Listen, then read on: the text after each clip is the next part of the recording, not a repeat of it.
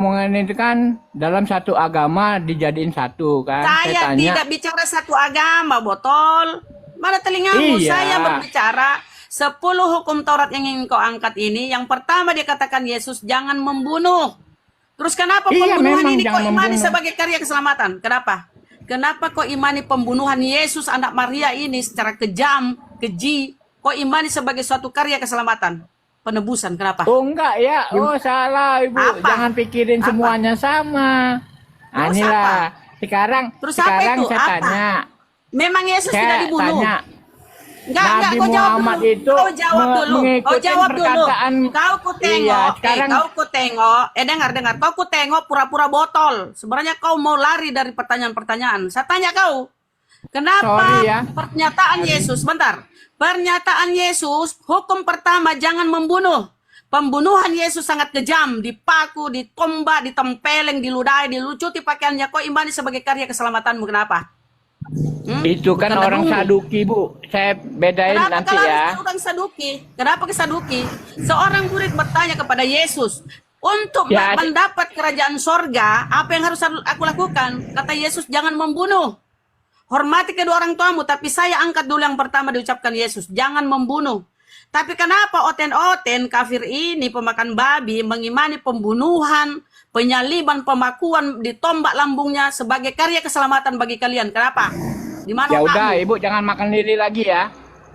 Wah, kau jawab itu kenapa? Soal Kenapa? pembunuhan itu memang jangan membunuh. Ya kenapa kok Itu kan imani? ada Sudah ada disampaikan orang Yesus Kayafas jangan ya bu membunuh. ya. Kenapa Ya, saya Yesus ngomong orang melarang? Saduki nih. Kenapa Yesus melarang jangan membunuh? Terus pembunuhan yang sadis ini, kok imani sebagai karya keselamatanmu, penebusanmu? Kenapa? Di mana otakmu itu semua itu? Kok dodol? Ibu ini yang Ya kau yang terkontaminasi kena sihir. Iya, Kau yang otak ibu ini. dodol. Larangan Yesus Sekarang jangan saya tanya. membunuh. Iya, jangan Larangan membunuh Yesus nih. jangan membunuh. Kenapa kau imani pembunuhan yang sadis ini, kejam ini, kau imani sebagai karya keselamatan? Kenapa? Apa otakmu hilang? Kok saya imanin? Dia terbunuh Terus? saya imanin. Terus kematian Iya. Yesus kau imani sebagai apa? Sebagai guru. Kematiannya. Sekarang saya betul, tanya. Kematiannya. Iya, botol. Kematiannya. Bu, saya- Kematiannya Iya. Yesus di tiang salib itu kau imani sebagai apa? Oh banyak bu ya, saya ambil dalam posisi Penebusan dia toh? sebagai guru. Penebusan. Sebagai guru Kenapa ya. kau lari ke guru? Sekarang saya tanya Saya tidak nih. berbicara, saya tidak bicara pengajaran, saya berbicara kematian. Kau kan Iya, memang. mengangkat 10 hukum. 10 hukum yang diucapkan Yesus, jangan membunuh. Kenapa pembunuhan sadis ini, berdarah-darah ini, ya ditombak lambungnya, dipaku-paku, sadis toh? Terus kenapa kalian Emang imani saya adalah karya mengimani yang keselamatan? membunuh, Bu. Terus Emang kenapa saya pembunuhan mengimani yang ini? membunuh. Ya, Makanya pembunuhan toh. Ibu dengar dulu. Pembunuhan toh. Emang saya mengimani yang membunuh, begitu? Bukan pembunuhan ini, pembunuhan manusia Yesus ini kau imani sebagai suatu karya keselamatan. Padahal kata Yesus Iya, jangan selamat. membunuh. Namanya aja juru selamat kok, namanya cukup. Di mana juru selamat? Di mana Yesus juru selamat Artinya- bagi orang kafir pemakan babi kayak kau? Di mana? Artinya itu Mana? cukup bagi saya ya. Di mana? Sekarang saya Di tanya, mana? memang dia Di berkata mana jangan Yesus? membunuh. Nggak bisa kau nggak ada kau jawab. Saya tanya kau di mana Yesus juru selamat bagi kafir pemakan babi kayak kau? Di mana Yesus berkata, saya juru selamat bagi Kristen pemakan babi kayak si Nikodemus ini? Di mana? Pernahkah Yesus mengatakan dia juru selamat bagi Kristen pemakan babi? Pernah? Tunjuk datanya.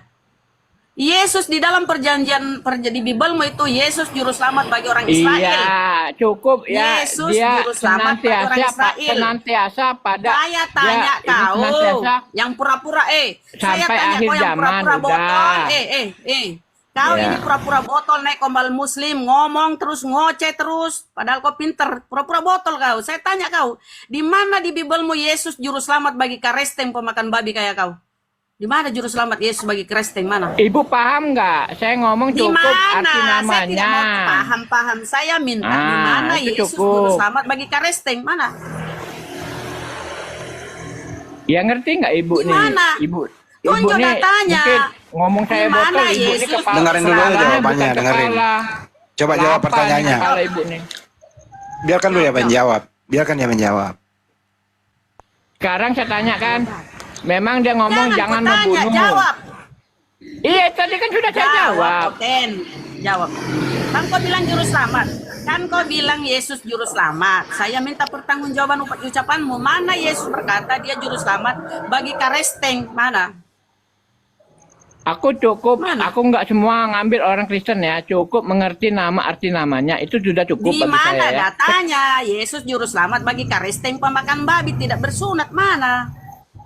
Sekarang saya tanya tentang sunat nih Bu. Lah, Saya ambilkan bertanya sama ke kau. sama nih zamannya tadi Jawab. seperti Juma, ya.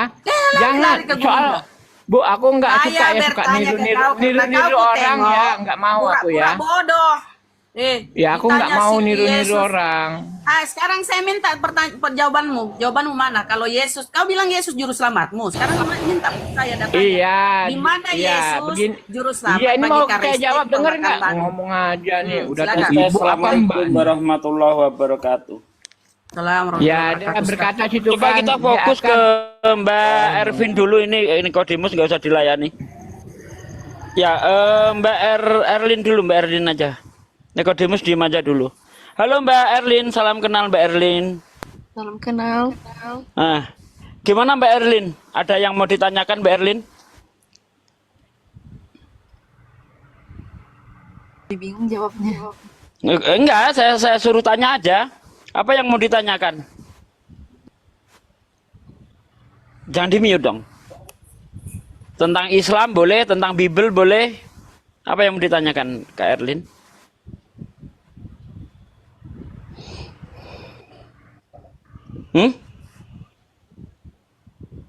Udah dikasih chat tadi suruh bertanya tapi nggak ada yang dia mau ini pertanyakan. Jadi sini kok ini ngomong jadi kita tanggapi sini. Iya, saya sedikit aja Pak. Nah, tentang Yesus berkata itu Udahlah, jangan kau diam. membunuh. Ada nggak di Al-Quran tentang Injil Isa itu, tentang semuanya itu? Oke, saya jawab ya. Disempurnakan Jadi, berarti harus ada Oke, kan? diam. Saya jawab.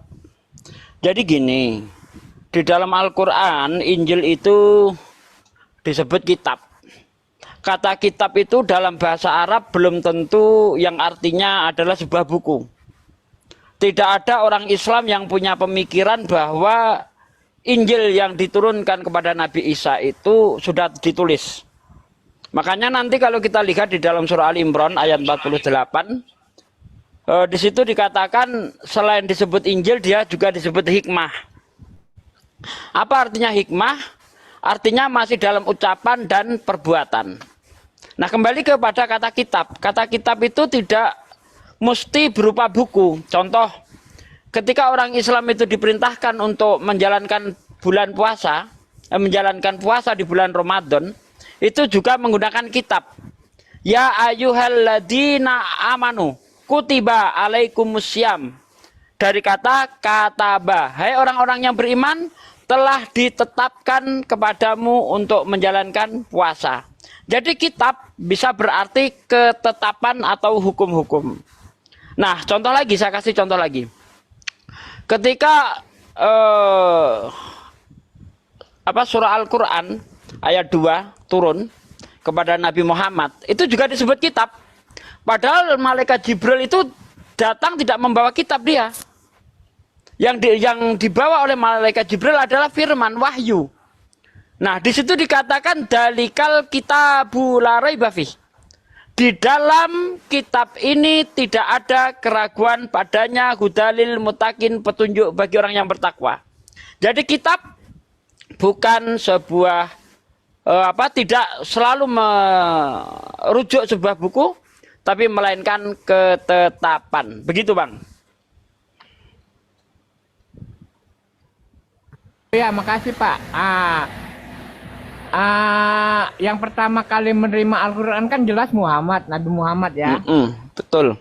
Nah, jadi yang menerima Al-Quran kan Islam. Jadi bagi saya, terimalah Al-Quran Nabi Muhammad, Kristen juga terimalah Alkitabnya. Ya. Ya, Salah silakan. lagi dia, Pak De. Salah lagi dia tuh. Ya silakan biar aja Bang Andi. Kalau dia mau mengimani ya silahkan. Itu hak dia, iman dia. Nah, Kita saya tidak. ngomong untuk orang Kristen itu, ya kan Alkitab itu kan orang Kristen. Iya, makanya Salah, saya Pak. bilang Terimalah orang Kristen dan Alkitabnya. Salah Pak De. Alkitab Ya, itu yang buat Islam- yang Islam Alkitab tadi itu adalah adalah dengerin. Alkitab itu Al-Quran. Kristen itu tidak punya Alkitab, tapi Kristen itu punyanya Bible, Biblos atau Biblika. Lu nggak punya Alkitab. Paham sampai sini? jadi oke, saya terangkan Bang Nikodemus, saya terangkan. Sebenarnya ketika Bible itu diterjemahkan menjadi Alkitab itu sangat ngaco. Bible itu artinya kumpulan buku-buku. Alkitab itu artinya sebuah buku. Ya, al itu menunjukkan kata satuan. Kalau dalam bahasa Inggris mungkin sejajar dengan the. Ya, the artinya menunjukkan kepada satu. The book, sebuah buku. Ya. Nah, kalau mau dipaksakan pakai bahasa Arab, itu bukan Alkitab. Kutubun. Kumpulan buku-buku. Nah, gitu. Jadi jangan kitab Anda disebut Alkitab. Nggak nyambung karena kitab Anda itu terdiri dari kitab-kitab perjanjian lama dan kitab-kitab perjanjian baru. Kalau boleh kita simpulkan, Bible ini seperti perpustakaan kecil, di mana di situ ada kitab Musa, ada 5 kitab, kitab para nabi, kitab Mazmur, kitab Matius, Markus, Lukas, Yohanes, kisah para rasul, dan seterusnya. Itu ada 66 kitab untuk Protestan. Kalau Katolik ada 72 kitab. Nah, jadi berbeda 6 kitab ya antara Katolik dan Protestan. Nah, itu dia, makanya Bang Andi tadi itu protes. Nggak cocok itu disebut Alkitab. Cocoknya kutubun. Nah, begitu baru cocok itu. Artinya kumpulan buku-buku. Begitu ya. Iya. Cocok itu. Makasih, Pak. Artinya Nah, kumpulan jadi buku-buku. kutubun itu kita seperti nyangkut di kepala Pak ya, ubun-ubun untuk pikir-pikiran Pak ya. Ya itu Ya. Bible-mu Kalau itu kau cocok-cocokan, makan Pak, itu. ya, kalau cocok. Itu Bible yang kau Ya, makan kalau- kutubun. Kan? Kalau cocok-cocokan kan seperti ada ubunnya itu kan. Iya. Kutubun itu yang ada di kepalamu, yang kau makan tiap hari. Karena kalau dijelaskan nggak ngerti, Ini malah kau pelesetkan. ilmu yang saya Bukan, sampaikan bukan. tidak dipahami. Bentar. Tolong orang kayak gini diturunkan saja. Dia melecehkan ilmu. Padahal saya itu bicara pakai kaidah. Tolong turunkan. Turunkan aja. Nggak guna orang kayak gini, nggak guna. Kita nggak butuh orang kayak gini. Tolong pendeta yang paling pinter naik hadapi saya. Ya, orang-orang kayak gini ngapain? Dikasih ilmu bukannya masuk ke otak, tapi turun keluar ke dubur. Nah, orang kayak gini nggak bisa nyimpen Ustadz, ilmu. Bukan, Izin. maaf Pak. Izin. Kan tadi kan memang kan masuk ke otak. nih, Pak. Udah diam. Yang Tolong kita- bisa diturunin dah ini. Tunggu, Bisa nggak jangan dulu mau nanya ke Enggak ada gunanya. Izin, Jangan. Ustadz. Ya, turunin. Ya, mau nanya apa?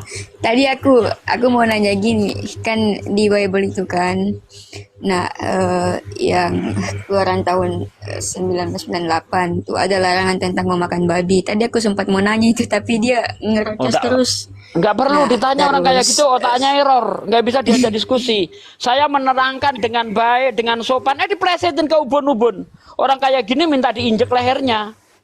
Ya. Begitulah tadi Pak D, begitulah tadi saya naik sedikit ini kepala batu dia ngeyel. Tadi Ya, udah udah. turun kok dinaikkan lagi. Udah, nggak usah dinaikkan orang kayak gitu. Nggak ada guna.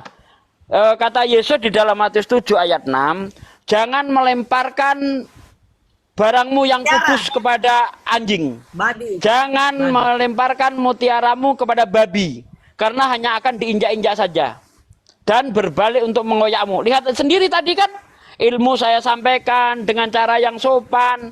Ya dasar anjing, babi, ya nggak diterima. Justru cuma diinjak-injak saja. Memang kelakuannya seperti itu. Ya, Mbak Erlin, silakan Mbak Erlin. Apa yang mau ditanyakan Mbak Erlin? Saya perhatikan semalam itu lama di tempatnya Bunda apa ya. Ngomong terus ngelor ngidul. kalau ada yang mau diskusi. Artinya apa ya? Dia menghalang-halangin Mbak Evelyn ini. Tadi itu dia Ya. menghalang-halangin. Ya, silakan Silakan, Mbak Mbak Erlin. Apalagi yang mau ditanyakan Mbak Erlin? Masih menyimak, Bapak. Bang Andi, bisa di apa Bang Andi? Dipancing-pancing dikit Bang Andi, ini jago kalau suruh mancing. Ntar dulu Pak Desa selesaiin makan, baru saya makan malam.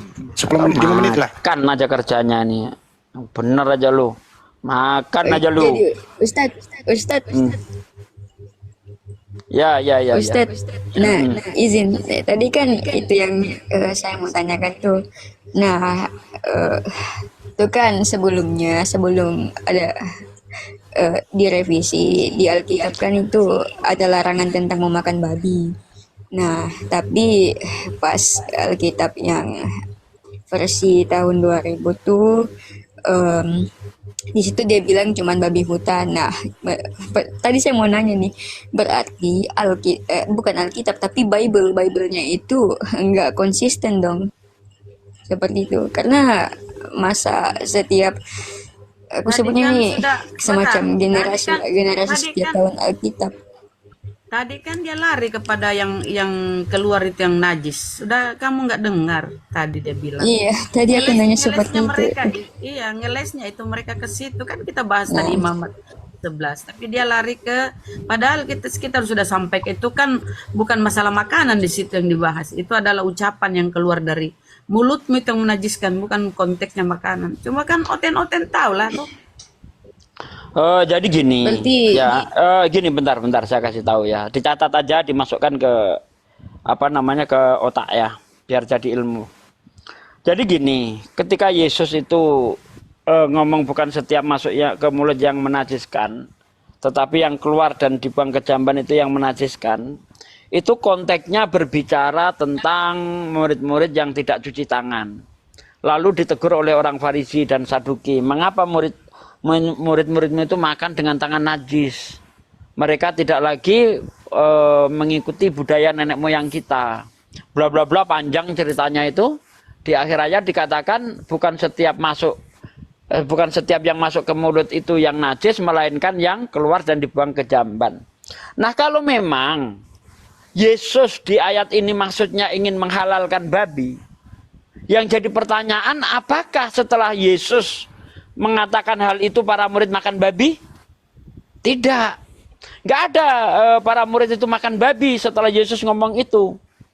Nah, itu bisa kita lihat dari pernyataan si Petrus di dalam Kisah Para Rasul, di Kisah Para Rasul 10 ya. Di situ di ayat 11, coba diperhatikan nih, di ayat 11. Tampak olehnya langit terbuka dan turunlah suatu benda berbentuk kain lebar yang bergantung pada keempat sudutnya yang diturunkan ke tanah. Di dalamnya terdapat berbagai jenis binatang berkaki 4, binatang menjalar dan burung.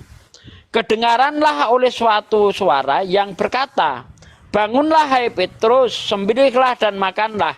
Tetapi Petrus menjawab, "Tidak Tuhan, tidak. Sebab aku belum pernah makan sesuatu yang haram dan yang tidak tahir." Ingat? Kalau memang maksud Yesus di dalam ayat itu tadi, yang bukan setiap masuk ke mulut yang najis, melainkan yang keluar dan dibuang ke jamban yang najis, itu maksudnya untuk menghalalkan binatang-binatang yang diharamkan, ya seperti babi, anjing, tikus, dan sebagainya, tentulah Petrus rakus. Tentulah Petrus akan makan babi. Ya, tidak mungkin dia ngomong, "Oh tidak Tuhan. Ya, tidak, aku tidak pernah memakan makanan yang najis." Ini membuktikan bahwa ajaran yang diajarkan Yesus itu tidak pernah menghalalkan babi. Nah, di sini apa benar ini yang ngomong sama Petrus itu Tuhan? Tidak. Ya, ini bisa saja Lucifer, bintang timur.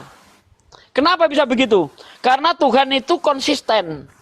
Tuhan itu tidak mungkin merubah-rubah hukumnya. Kalau di dalam kitab Imamat dikatakan babi itu haram, ya, di dalam Imamat 11 ayat 6, ayat 5, ayat 6, babi itu haram, bahkan menyentuhnya saja tidak boleh, Bagaimana mungkin di sini ada suara Petrus disuruh makan babi?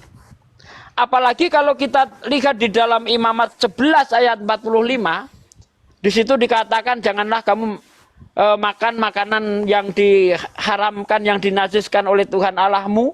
Kuduskanlah dirimu, sebab Allah itu maha kudus. Berarti kalau Tuhan itu menyuruh makan babi, Tuhan nggak kudus lagi berarti. Karena sudah membolehkan makan babi. Berarti orang dibolehkan makan hidup secara najis.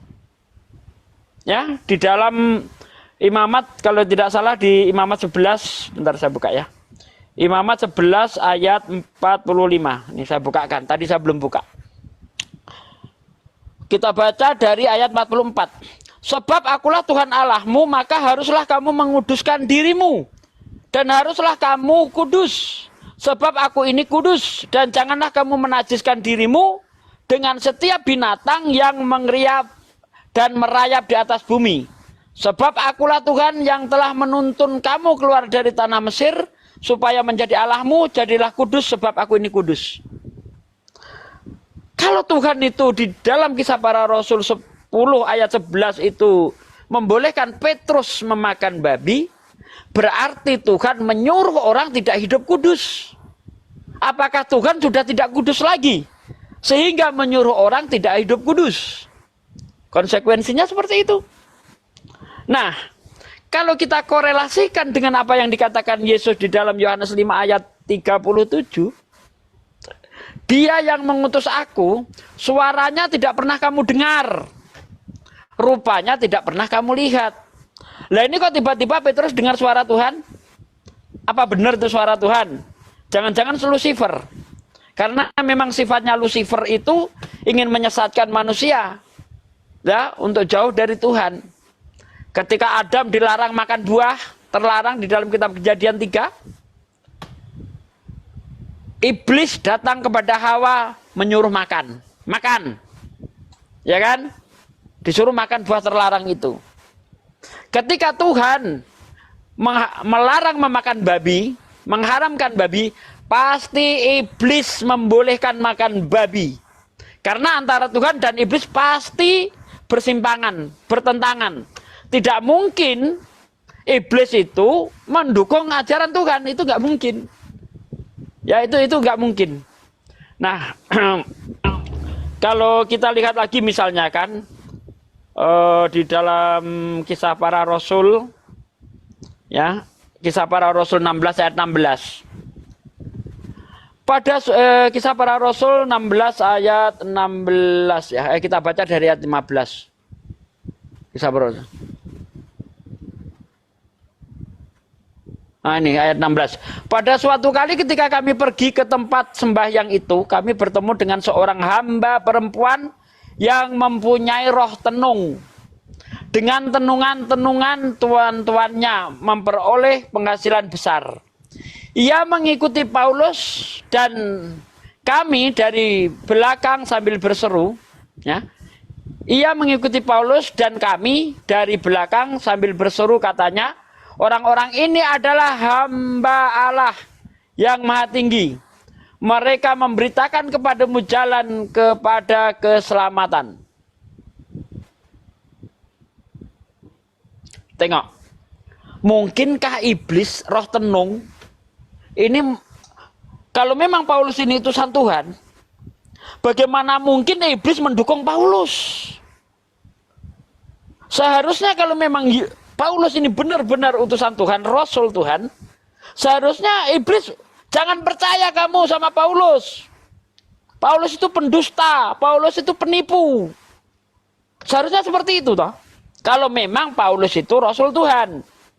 Tetapi yang dilakukan oleh roh tenung ini, roh iblis ini, justru mempromosikan Paulus. Apa yang dikatakan di situ?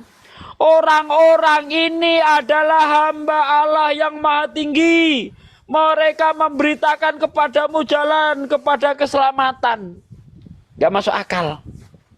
Tidak mungkin iblis menunjukkan bahwa dia itu utusan Tuhan, jalan keselamatan. Itu tidak mungkin.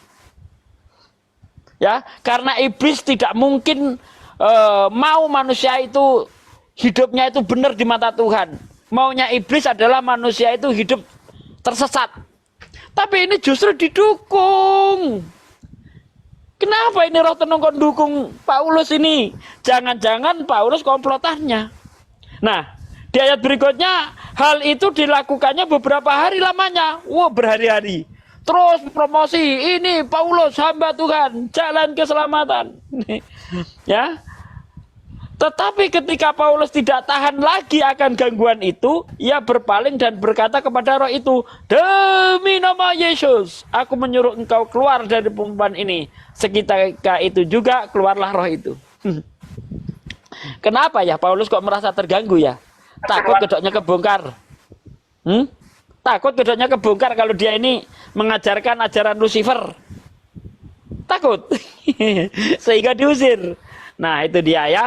Jadi waspada, karena memang iblis itu selalu menyesatkan manusia. Dia akan berbagai macam cara, akan menyesatkan manusia, termasuk tadi mendatangi Petrus, ya berkata kepada Petrus, Petrus disuruh menyembelih makan-makan binatang yang diharamkan. Dan itu tidak mungkin dilakukan oleh Tuhan. Terima kasih. Oke, mohon maaf tadi. Oke, silakan Bang. Taruh lo. Jadi Mana cewek tadi? turun dia Pak, dia nggak apa-apa. Jadi teman-teman Kristen itu kalau dikasih ilmu ya diterima, jangan ngejek. Herannya ini Kristen ini. Terutama yang tadi siapa? Niko apa tuh tadi? Nikolah gitu ya. Dikasih ilmu ngejek, dikasih babi diembat. Heran saya ini orang-orang, dikasih yang positif dimuntahin, dikasih yang negatif diembat gitu loh. Ini maunya apa gitu? Kenapa? Karena yang dibawa oleh Belanda itu bukan Alkitab. Ya. Roma sebagai sumber daripada segala sumber tempat konsili termasuk Vatikan gitu, tidak mengenal Alkitab. Lu kalau ke sono bilang Alkitab, lu digamparin bolak-balik. Artinya apa? Kristen yang ada di Indonesia berbeda dengan Kristen sebagaimana sumbernya dari Roma, beda. Itu satu ya. Jadi di sana itu dikenal adanya Bible, Biblos atau Biblika. Di bawah Belanda masuk ke Republik ini, dirubah namanya menjadi Alkitab sampulnya agar mudah dipakai nepu-nepu. Baik menipu orang Islam yang nggak mau belajar, lebih lagi tertipu bagi orang. Jadi penipu menipu tertipu berjamaah, seneng dia. Diberitahu ilmu dimuntahin, dikasih babi ngepet diembat kan gitu. Jadi rubahlah itu. Kalau dibilangin Alkitab itu nama lain Al-Quran, bisa sebuah buku, bisa sebuah ketetapan, perintah, cahaya dari Allah sang pencipta alam semesta. Itu maksudnya. Kalau Bible itu kumpulan buku-buku. Nah kalau Anda mau ke Arab-Araban, ya betul kata Pak Desugi, kutubun. Bukan kutu busuk yang ada di kepalamu, yang kau makan tiap hari Nikodemus. Bukan itu. Ya, diskusi ya begitu. Pakai ilmu dikit. Makanya Pak Desugi minta diturunkan, ya nggak ada memang gunanya. Diskusi sama orang pemakan kutu babi kan gitu. Nggak ada gunanya tiap hari makan kutu babi. Bukan kutu lagi babi, moncong babi diambat tiap hari kan gitu. Itu pengantar dari saya teman-teman, hai Kristen yang ada di Indonesia, sadarlah. Sadarlah. Yang kau pegang berbeda dengan apa yang dipegang sumbernya tempat konsili itu. Beda yang kau pegang itu. Jadi kalau kau merasa Kristen punya jati diri, harga diri, identitas, ya pakailah sebagaimana sumbernya. Jangan masuk di Indonesia diedit ke Islam-Islaman. Jangan masuk ke Jepang diedit ke Jepang-Jepangan. Jangan. Konsisten dong. Jangan dijual, disetel dengan sesuai dengan kemampuan atau apa budaya setempat. Nggak bisa begitu.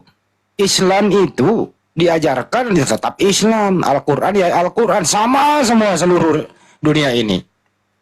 Nggak bisa ajaran Islam itu disetel sebagaimana apa kemauan budaya India, apa kemauan budaya Cina, apa kemauan budaya Indonesia, nggak bisa. Islam ya Islam, ada budaya tidak sesuai, get out. Bukan Islam laku dipakai berpolitik, nipu-nipu, nggak bisa. Islam diajarkan nggak boleh nipu-nipu, apa adanya. Karena ini wahyu dari Allah. Ya, dinul Islam itu nggak boleh pakai nipu-nipu kayak Anda itu. Jadi diberitahu, ya dengarkanlah. Anda ngeyel ya kami tabok. Ya, kami SP1, SP2, SP3 masih ngeyel ya, kita tabok, kick, selesai. Itu kira-kira pengantar dari saya, semoga kalian berakal. Lanjut, Tos. Oke, nah aku tadi ada ini ya, ada gitu lah itu ada Ini kerjaan. apa Mbak Esti, sedot WC itu turunkan Ya. aja, suruh ganti nama, nggak enak. Manggilnya pun tak enak kita. Entah apa yang harus kita panggil. Kalau sebelum dia ganti Sedot nama WC nggak usah manggilnya. dinaikkan. Nggak enak, nggak Sedot enak. WC namanya. Ya, kadang Sedot ada WC orang kau ganti makan itu nama kita kau jadi ya, Sedot Paulus. turunkan aja. Ganti-ganti. Nggak enak. Kadang kita pas ngomong sedot WC, ada orang makan di yang netizen kan jadi nggak enak jadinya kan. Panggil Baduap. Oke, aku sapa dari Papulu. Selamat malam, agama apa Papulu? Papulu. Oi, Papulu. Papulu. Ya udah kalau nggak ini di bawah aja. Oke. Insya Allah ya kita doakan ya Filin besok naik lagi, insya Allah dia bisa bersahadat ya, karena dia sudah mencari kebenaran sudah lama, tapi dia belum berani bersahadat dikarenakan dia pikirkan nanti keluarganya, saudaranya gitu, banyak yang dipikirkan dia gitu. Oke, agama Kristen yang mau diskusi silakan naik. Ahmed Ibrahim, selamat malam, agama apa? Selamat malam, assalamualaikum. Suaranya pelan kali lah. Waalaikumsalam warahmatullahi wabarakatuh. Waalaikumsalam. Oh ya, waalaikumsalam. Apa yang mau disampaikan, Bang? Nah, ini saya cuma mau tanya, ini kan saya lagi belajar juga. Bisa dikuatin nggak Bang suaranya, Bang? Suaranya terlalu kecil, Bang. Ya. Halo. Turun dulu Bang, gedein Iya, suara iya. dulu Bang. Udah, coba. Udah. Ya. Ya, gimana, Bang? Nah, saya cuma mau tanya aja sama guru-guru yang ada di sini mengenai Ananias, saksi Paulus. Siapa sebetulnya Ananias? Itu aja sih, Bang. Duh, rusak YouTube ini ah. Turun nih Pak D kalau rusakin YouTube. Siapa? Pak D, Bang Andi.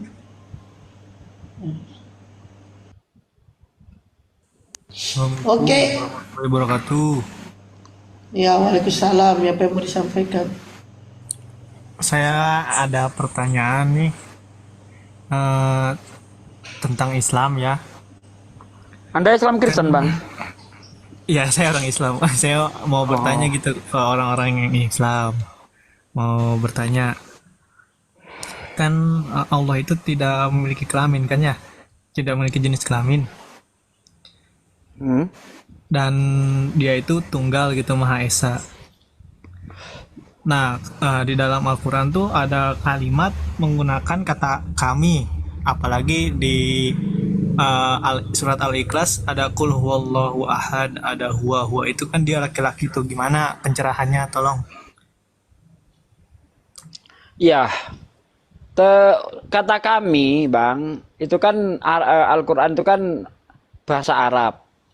Seharusnya untuk memahami ayat-ayat Al-Quran itu juga menggunakan kaidah bahasa Arab. Jangan menggunakan kaidah bahasa Indonesia. Enggak masuk, Bang. Contoh misalnya kata wujud, ya, itu terdapat di dalam Al-Quran. Itu kalau kita pahami secara kaidah bahasa Indonesia, artinya wujud nampak barangnya. Ya kan?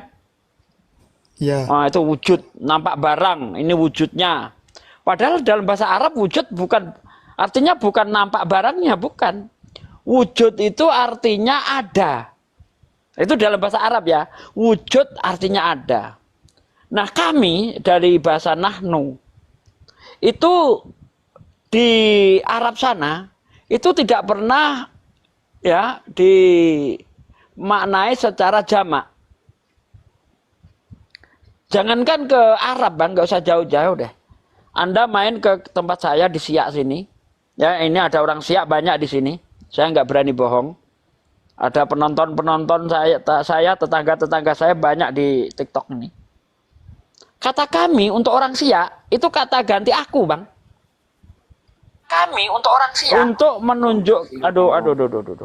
Nice bang. Untuk menunjukkan kesopanan itu di Siak bang. Di Manado sana kita, aku diganti kata kita. Kita itu kalau kita pahami secara bahasa Indonesia artinya kan kumpulan orang-orang ya kan. Lalu satu orang mewakili di antara orang-orang itu. Jadi kita, itu jamak. Di Manado sana enggak. Kita artinya aku. Nah di Arab kami itu artinya apa? Jamak keagungan. Ya ya jamak keagungan lah, nggak usah pakai bahasa yang tinggi. Contoh lagi nih, majestic ya. Contoh lagi kalau di kitabnya orang Kristen, bara Elohim itu jamak bang. Tapi kenapa di kitab mereka itu diterjemahkan pada mulanya Tuhan menciptakan langit dan bumi? Seharusnya ya pada mulanya Tuhan menciptakan langit dan bumi kalau dipahami secara jamak. Tetapi karena di situ jamak keagungan plural majestic, ya itu makanya di situ pada mulanya Tuhan menciptakan langit dan bumi. Kata El ditambah im jadi Elohim itu tadi itu menunjukkan apa? Keagungan Tuhan. Begitu bang. Kemudian kata hu. Untuk bahasa Arab, kata huwa, itu tidak harus merujuk kepada orang laki-laki. Sesuatu yang tidak jelas, ya,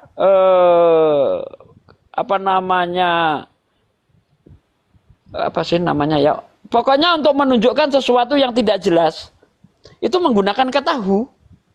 Tidak harus, hu itu tidak harus untuk laki-laki, enggak. Bisa untuk laki-laki, bisa untuk sesuatu yang belum jelas. Kelaminnya apa? Itu menggunakan kata hu. Nah, bagaimana Allah itu mau dikatakan laki-laki? Sementara di dalam Al-Quran dikatakan laisa kamislihi sayun. Allah itu tidak seperti ciptaannya.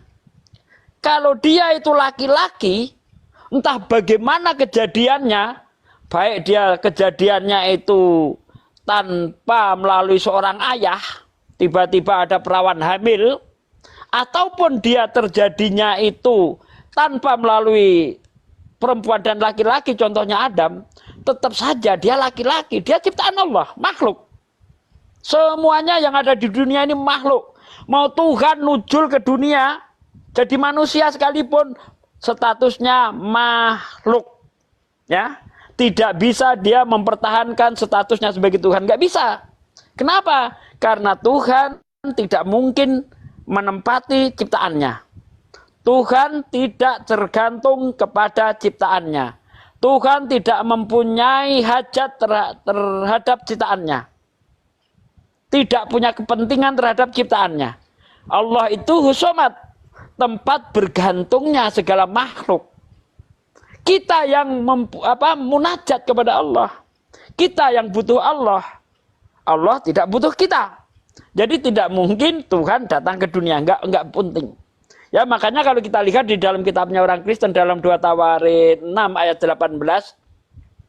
Benarkah Tuhan tidak tinggal bersama kita? Bukankah langit yang mengatasi, yang menaungi segala langit tidak sanggup untuk menampungnya?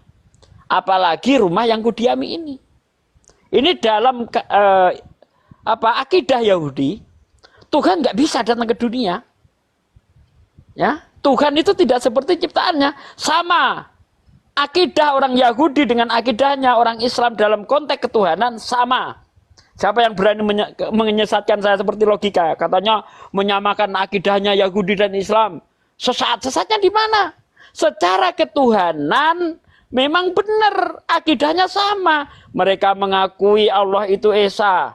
Mereka mengakui Allah itu tidak seperti ciptaannya. Mereka mengakui bahwa Tuhan itu tidak mungkin datang ke dunia. Secara akidah ini sama dalam konteks ketuhanan. Nah, bedanya dengan kita, dengan Yahudi adalah syariatnya. Yahudi, ya, dia menjadi kafir bukan karena konsep ketuhanan, tetapi karena Yahudi tidak mau menerima ajaran Rasulullah Shallallahu Alaihi Wasallam. Itu dia.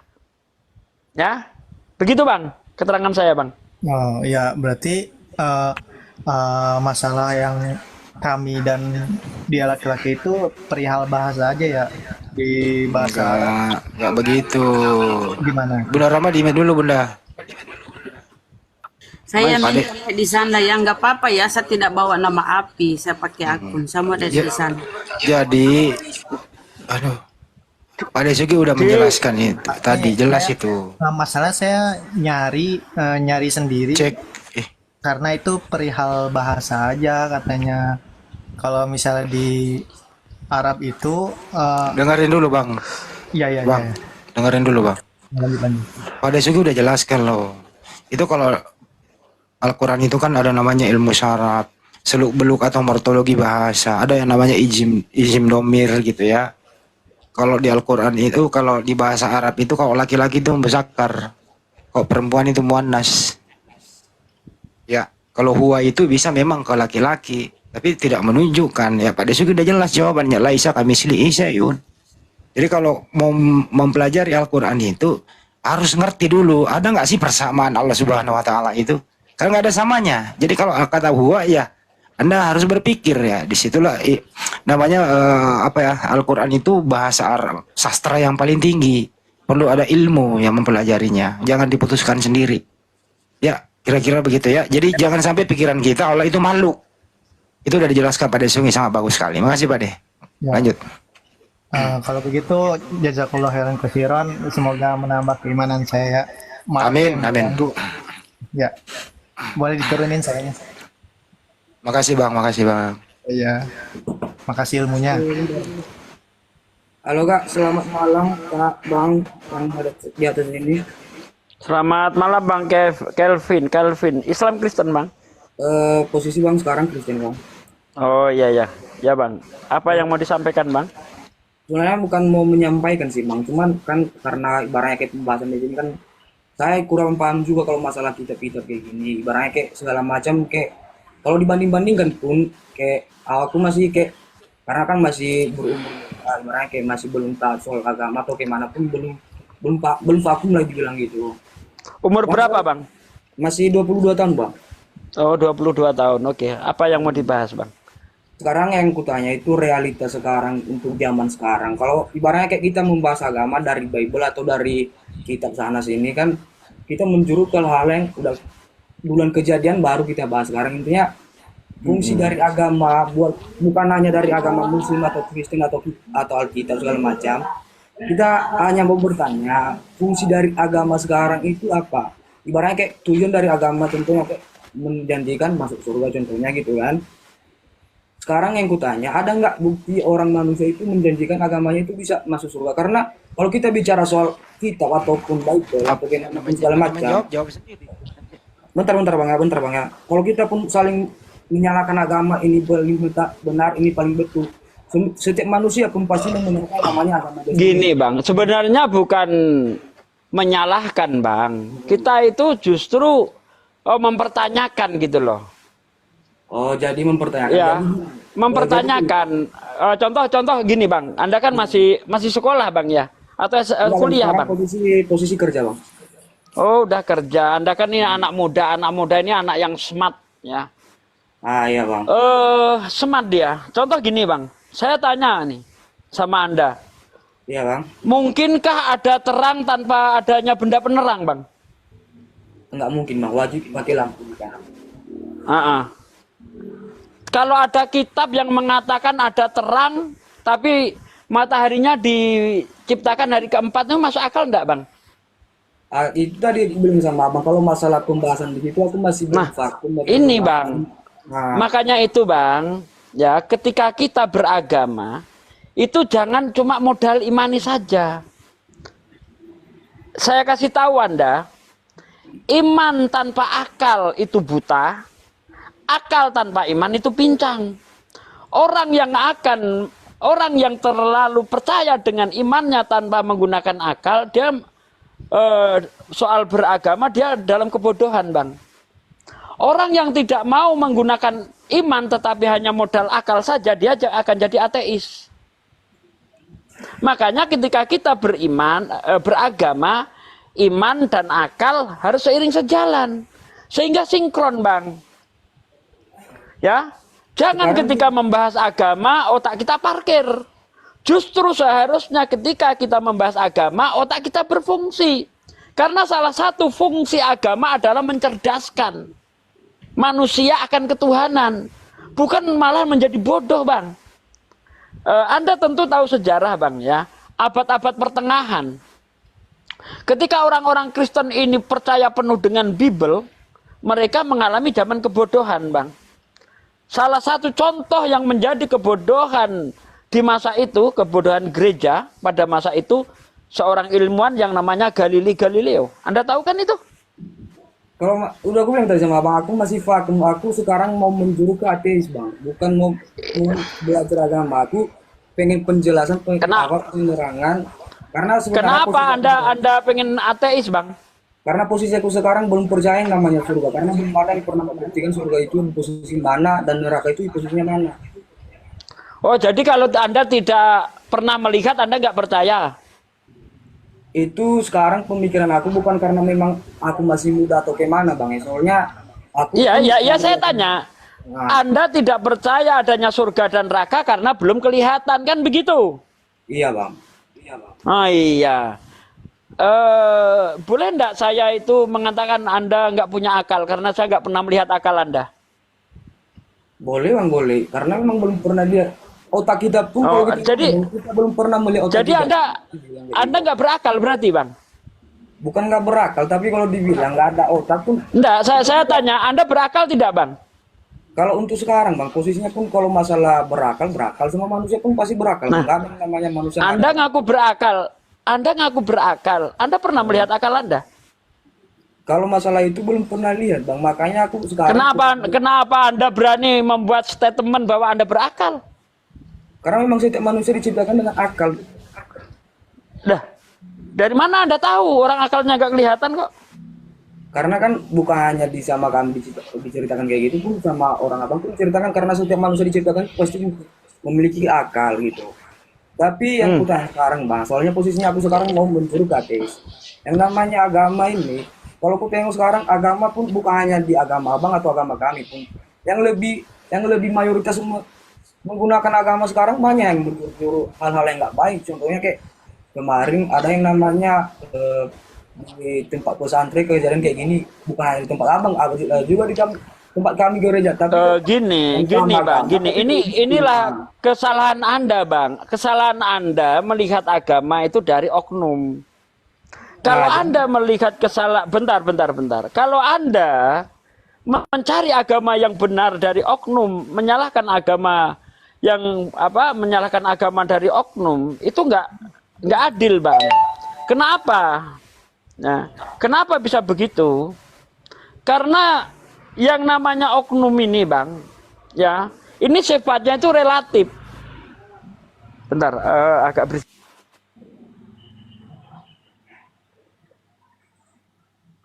Ya, jadi namanya oknum penganut sebuah agama itu relatif, Bang. Di Kristen ada oknum yang baik, di Kristen ada oknum yang jahat. Di Islam ada oknum yang baik, juga ada oknum yang jahat. Jadi kalau kita ingin mengetahui agama itu benar atau salah, jangan dilihat dari oknumnya, tapi lihat yang diajarkan. Begitu seharusnya Anda, Bang. Itu namanya orang yang berpikir cerdas. Kalau Anda melihat agama dari oknum, nggak ada agama yang benar, Bang. Nggak ada agama yang benar. Aduh, ini bulan-bulan lama apa sih maksudnya? Bentar. Apa maksudnya oten-oten ini? diam ya. Mute, Kafir-kafir, kau Bunda diam. Rama mute. Aduh, ganggu aja nih. Ya, jadi gini, memilih agama itu jangan dilihat oknum, tapi lihat ajarannya, Bang. Itu yang saya sarankan. Oke bang, kalau masalah melihat ajarannya sekarang tuh, kalaupun kayak aku lah masih labil lah dibilang kalau masalah agama masih vakum lah, masih belum. Barang kayak aku pun posisinya sekarang Kristen, entah sekali 1 tahun pun itu ke gereja pun, kalau enggak, aku aja kadang sekali 1 tahun pun itu udah cukup kali ke gereja, karena memang sekarang pertanyaan yang masih terbayang-bayang di otakku sekarang itu, yang namanya agama ini kalau diperdebatkan terus kayak gini, apa masih ada orang mau percaya? Karena saling menjatuhkan, agama yang satu menjatuhkan agama yang lain juga menjatuhkan agama yang satu. Karena saling menjatuhkan kayak gitu membuat saya berpikir mendingan saya ateis, nggak ada yang ganggu kayak gitu. Ini Anda gitu, salah, Bang. Bang. Perdebatan ini tidak membuat orang semakin meninggalkan agama. Anda salah. Justru dari perdebatan ini setiap malam kita mensyahadatkan orang. Hampir tiap malam ada orang masuk Islam. Kenapa? Karena menerima kebenaran Islam. Islam itu sesuai dengan akal dan logika kita. Makanya mereka itu menerima. Contoh tadi sudah saya ungkap. Kalau kita baca Bible dari buka ayat pertama saja, di situ banyak sekali kesalahan. Contoh nih, saya kasih contoh. Pada mulanya Allah menciptakan langit dan bumi belum berbentuk dan kosong, kegelapan menutupi samudera raya, roh Allah melayang-layang di atas permukaan air. Di situ dikatakan belum berbentuk dan kosong, kok ada air. Bener enggak itu, Bang? Ya itu masalah kitab tadi bang, aku masih belum paham. Kalau belum pernah aku buka pun belum paham. Saya tanya, Anda kan punya akal katanya nih. Orang yang berakal ketika dikatakan kosong berarti belum ada apa-apa. Dikatakan belum berbentuk berarti ya nggak ada bentuknya, masih semerawut. Nah, di sini dikatakan belum berbentuk dan kosong, kok ada air, Bang? Bagaimana, Bang? Ya mudah-mudahan lah bang, tapi aku masih berpegang teguh dengan pemikiranku sekarang. Kalau memang belum ada yang bisa membuktikan secara nyata di depan mata kalau agama itu betul-betul ada, bakal sampai sekarang aku bakal berpikir mendingan saya jadi ateis, nggak ada perdebatan sama sekali. Karena belum Nah, ini kesalahan Anda di sini, Bang. Anda belum belajar agama dengan sungguh-sungguh. Anda hanya mengenal kulitnya, ya kan? Lalu Anda menyalahkan agama dan ingin jadi ateis. Ini konyol, Bang. Seharusnya Anda belajar betul-betul, pelajari Islam, pelajari Kristen, pelajari Hindu, pelajari Buddha. Setelah Anda nggak menemukan jawaban, baru Anda ateis. Itu baru benar. Ini kulitnya saja belum nggak ngerti bagaimana Anda ini ateis. Gitu loh. Coba deh, belajar dulu, belajar. Silakan Anda beragama mana saja, silakan, tapi pelajari dengan sungguh-sungguh. Begitu, Bang. Kalau masalah itu bang, sekarang fungsi yang paling penting sama aku tuh fungsinya adanya agama itu ada nggak yang menjerumuskan manusia ke dalam dosa. Kalau memang ada agama berarti itu agama salah. Tapi sekarang belum ada agama yang menjerumuskan ke dalam dosa. Tapi kenapa masih diperdebatkan gitu? Komentar dimatikan, sikap si tolol. Sebentar Bunda Rama, orang lagi ini. Bunda Rama.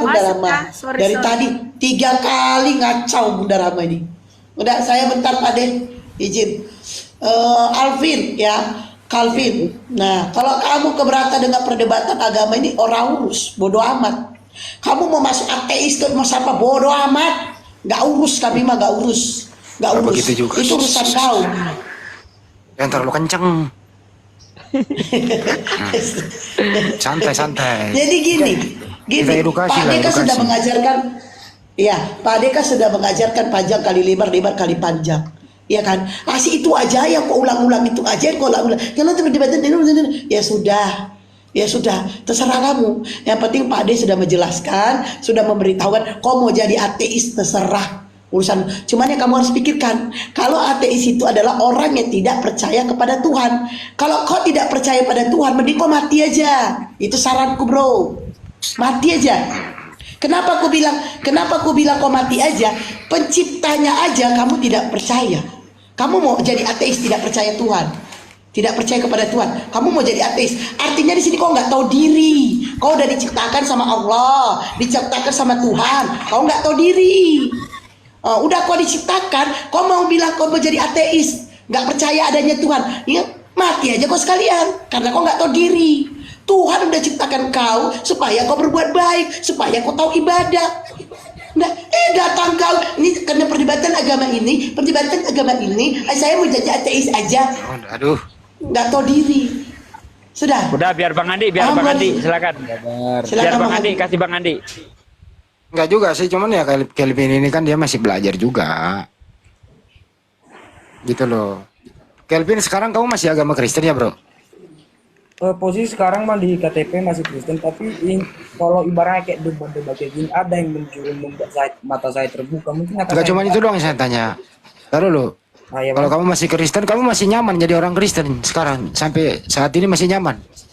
Itu kan aku bilang sama abang, itu kan posisi sekarang KTP bang. Jadi sekarang aku lagi mencari yang namanya kebenaran itu, yang adanya kalau memang betulan agama itu benar, berarti saya berhenti. Enggak, bukan itu pertanyaannya, sederhana. Anda sekarang masih Kristen, masih nyaman menjadi orang Kristen atau lagi galau menjadi Kristen gitu loh? Sekarang posisi nyamannya sekarang karena memang belum pernah ke gereja bang. Nyamannya paling karena memang di KTP nyaman aja, udah di KTP gitu. Nah, jadi sampai saat ini Anda masih nyaman jadi orang Kristen? Ya kalau dibilang nyaman, nggak nyaman juga bang, karena memang masih bertanya-tanya, bertele-tele lah soal agama. Oke. Tentang masalah apa kira-kira yang membuat Anda tidak nyaman? Masalah nggak nyaman gini bang, kemarin aku juga sempat bertanya gini sama yang beragama lah gitu kan. Bisa nggak buktikan sama aku sekarang yang namanya, soalnya dia kemarin debat sama aku nih. Masalah topik apanya? Ada satu-satu. Apa yang membuat Anda tidak nyaman jadi Kristen? Apa? Masalah ketuhanan kah? Apakah gitu loh? Bukan sama-sama ketuhanannya bang, karena kemarin samanya agama Kristen, cuman dia lebih menjatuhkan agamaku yang dasar. Contohnya kayak agamaku sekarang kan Protestan, datang karismatik menjurkan kayak gini segala macam. Itu dipertanyakan dari situ, apalah bedanya agama kita karismatik dengan Protestan sekarang? Sama-samanya kitabnya sekarang, kenapa lebih menjuru lagi ini yang lebih betul, ini yang agamamu ajarkan salah? Sama-sama. Jadi Bro Kelvin masih sering ke gereja? Enggak. Kemarin kan ibaratnya kayak Injil itu sering jumpa di jalan ngomong kayak gini, abang ini agama ini, aku Protestan, aku bilang kayak gini lah pak. Okay. Oke, cukup kayaknya ini kayaknya Bang Juma harus turun tangan dulu nih. Bang Juma monitor nggak Bang Juma? Oke.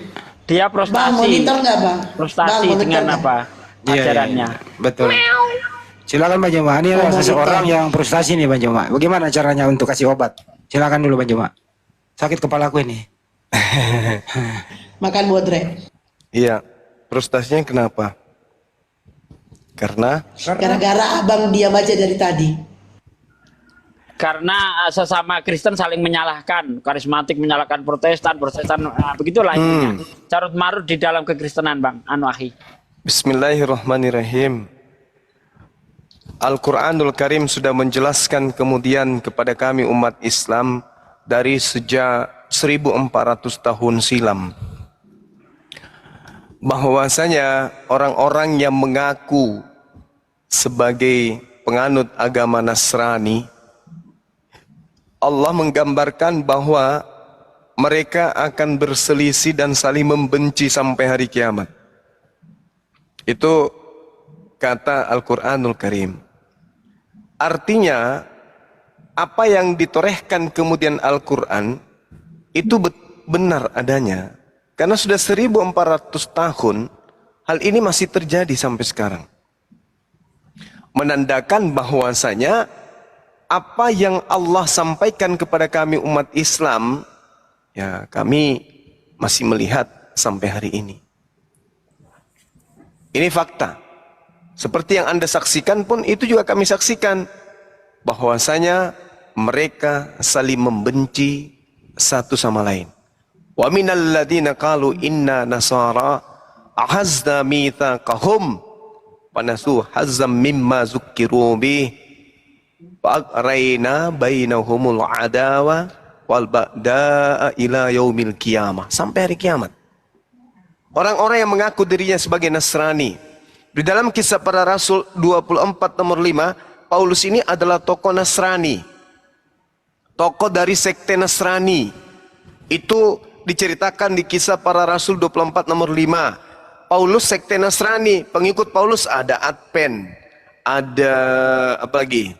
Ada Protestan, ada Katolik, apalagi Pantekosta, apalagi semuanya mereka adalah pengikut Paulus, dan Paulus tokoh Nasrani. Al-Quran mengatakan, dan di antara orang-orang yang mengatakan kami adalah orang Nasrani, kami telah mengambil perjanjian mereka, tetapi mereka sengaja melupakan sebagian pesan yang telah diperingatkan kepada mereka. Maka kami, kata Allah, timbulkan permusuhan dan kebencian di antara mereka hingga hari kiamat. Maka jadi kalau saudara melihat di dalam tubuh agama Anda terjadi kebencian antara satu sama lain, itu karena Allah pencipta alam semesta sudah